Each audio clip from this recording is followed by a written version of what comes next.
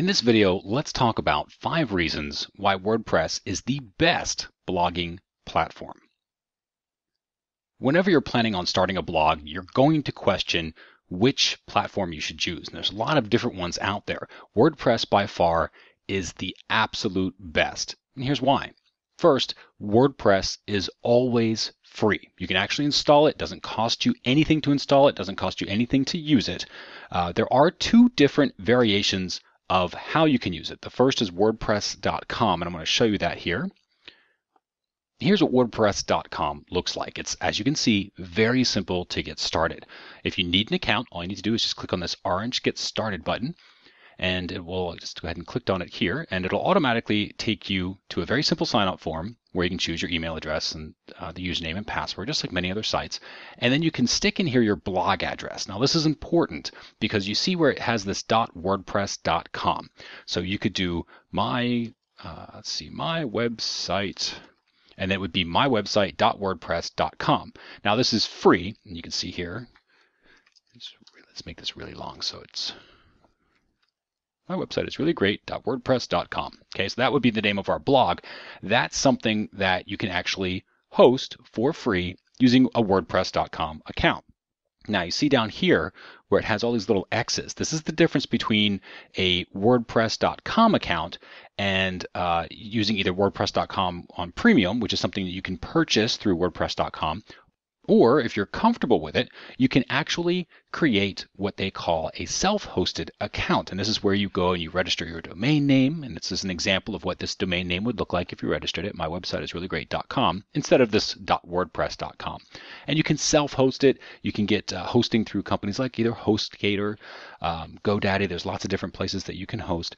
But that will actually allow you to create your own domain and host WordPress there. Now that does cost a little bit of money, but overall it's a heck of a deal. And again, WordPress itself is still completely free. You're just paying for the domain name, or perhaps you are paying for the hosting itself, depending of course where you get it. So that's the very first thing. WordPress is always free. And if there's anybody that ever tries to sell it to you, run away because it doesn't cost anything. The second reason is WordPress is incredibly user-friendly. It is very simple to use. There are tons of videos out there. In fact, of course, we've got our own at Seriously Simple WP that will teach you how to use WordPress. But there's lots of videos on YouTube. You can do plenty of Google searches. There are so many different ways to learn WordPress. And if you've got just a little bit of time each day, you'd spend just a few minutes and you'll find yourself catching up pretty quickly with it. When it comes to WordPress, they use what they call themes. And this is the third reason why WordPress is really great. Themes are, as you can see here, it's kind of like painting. Like you can just throw up a new coat of paint. You can change the complete look of a room. It's kind of like that with WordPress. So you go and you would install a theme, and WordPress fortunately has thousands of free themes. And when you want to change the look of your blog, all you need to do is just change the theme. Everything automatically changes. The different colors, the fonts, even the way that the images are presented can change in themes. So again, they're free. There's plenty to experiment with, and it can give you a really nice customized look to your blog. Another great thing about WordPress is multiple users. Now this is if you and a few of your friends wanted to create a blog or work on a website together, you can actually set up separate user accounts and you can set up different roles for those users. So you might have one that's what they call an administrator or an admin role, something that has all the different powers and can adjust all the different things on your website, and you can reduce them all the way down to where they have a role called subscriber, where it's somebody who basically they can log in, but they really can't do anything. They can just read the different posts that you have. You could also have authors, which are people who can actually create the posts, but they can't publish them automatically without somebody first approving them, like an admin or what they call a contributor or editors. But there's plenty of different roles that you can set up so that when you bring your little group of people together who want to work on this site, everybody has their place. Now, widgets and pages, we actually combine these two, but that technically would be 6 reasons why WordPress is great. But in this case, we're going to combine them and just call it 5 reasons. Widgets and pages. Now, widgets, again, are free. They come with a lot of the different themes, and each theme has its own little set of widgets, they call it. And these are the little things on the sidebar that will show what some different things that you can do and display on your WordPress site. First, let's talk about what exactly a widget is. Now, these things here, you can see this is the blog post, of course, where we have this video linked to. you can see here we have a little form that's set up. This is actually a widget that does this.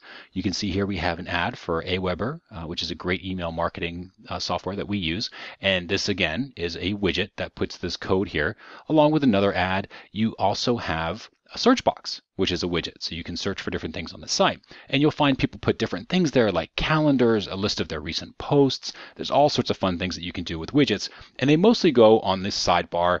You can also put them on what they call the footer, which would be at the very, very bottom of the different sites. So that's what widgets are. Now, pages are a little different. What you're looking at here is what they call a post. So when you're doing blogs, you're going to find posting is pretty much what you're going to do. It creates things like this, right? Like this 5 reasons why WordPress is the best blogging platform. However, you could also create pages. Now, pages work a little bit differently than posts. Now, what you're looking at here is a post, and it's pretty basic, and this is what you would mostly spend your time with when you're working on a WordPress blog, because of course you're creating posts that people can read. So this is a post, and it looks pretty basic. I'm going to show you what a page looks like. If we come down here, I'm going to click where it says About Mercer, and you can see right up here how the URL changes a little bit.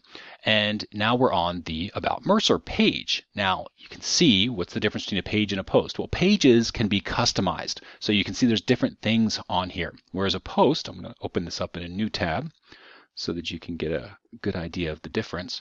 A post has the same format. Every time you put content in, the post is going to put the title up at the top, and it'll sort of format images the way that you need to format images. And they all sort of have a consistent look because posts have a consistent look.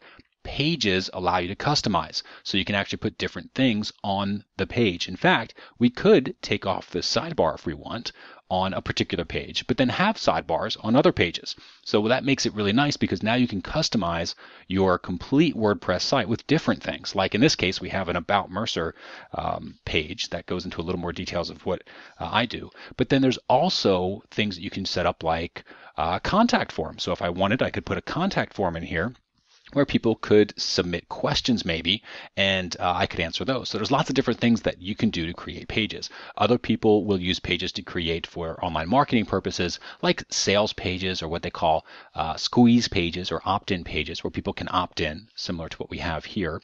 So there's lots of different things that you can do to customize your WordPress site.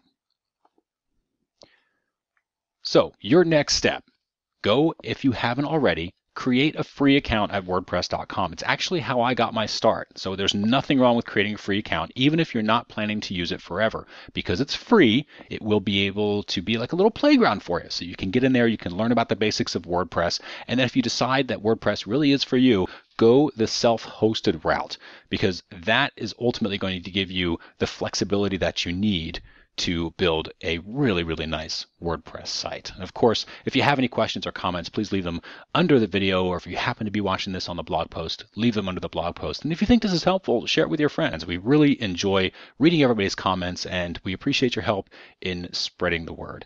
Thanks again for watching this video, and we'll see you on the next one.